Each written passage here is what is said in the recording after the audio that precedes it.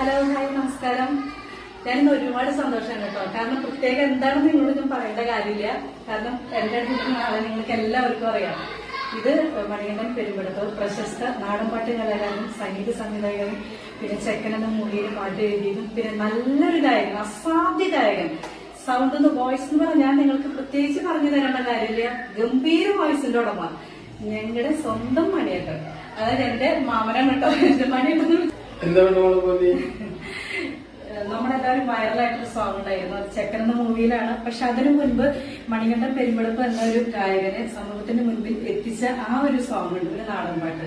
അത് പ്രഷർക്ക് എഴുതിയിട്ട് ആ പാട്ടിനെ കുറിച്ച് പറയുകയാണെങ്കിൽ ഒരുപാട് കഥകളുണ്ടായിട്ട് പിന്നില്ല. നമ്മളൊക്കെ സാധാരണക്കാരനാണല്ലോ. കാരണം നമുക്കൊരു പാട്ട് പാടുക, ചിട്ടപ്പെടുത്തുക എന്നൊക്കെ പറയുമ്പോൾ ഒരാൾക്ക് അത് പാടി കൊടുക്കാൻ തന്നെ ഭയമുള്ള എന്നൊരു കാലമാണ്. കാരണം അവരെന്താ പറയാന്നറിയില്ല. ഒരുപാട് സംഗീതവും പാട്ടൊക്കെ ആയിട്ട് നടക്കുന്ന ഒരുപാട് ആൾക്കാരുടെ ഇടയിൽ നമ്മൾ സാധാരണക്കാരെ ഒരു പാട്ട് ചിട്ടപ്പെടുത്തിയിട്ട് പാടി കൊടുക്കുമ്പോൾ അതിലെന്തെങ്കിലും ഒരു തെറ്റുണ്ടാവും എന്നുള്ളത് 100% ഉറപ്പാണ്. അപ്പൊ അതൊരു പാടി കൊടുക്കുമ്പോൾ ഉണ്ടാകുമ്പോൾ നമുക്കുള്ളൊരു വിഷമമുണ്ട്.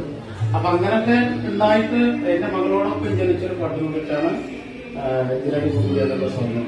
അപ്പൊ അത് മോളെ പ്രേക്ഷകർക്ക് വേണ്ടിയിട്ട് എന്തായാലും എന്റെ മകളാണ് ഇട്ടാ. കാരണം ഇത്ര ഈ ദിവസം ഞങ്ങൾ ഒരുമിച്ച് കാണുന്നുള്ളത് ഒരിക്കലും പ്രതീക്ഷിച്ചിട്ടില്ല. വളരെ സർപ്രൈസ് ആയതിനെ. അപ്പൊ എന്തായാലും എന്തിനാണ് വിടുന്നത് ഒരുപാട് അല്ലേ. അപ്പൊ നിങ്ങൾ എല്ലാവരും ചാനൽ ഫോളോ ചെയ്യണേ. എന്റെ പെങ്ങളുടെ മോളാണ്.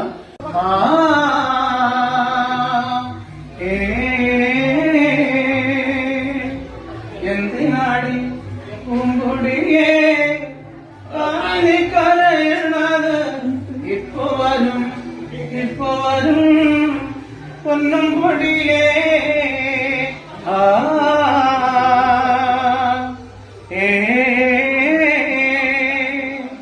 കൈയും മലും കാലും മലും പൊന്നു തരാനില്ലെങ്കിലും പൊന്നും പോലെ നോക്കുല്ലടിയേ പൊന്നും കൊടിയേ.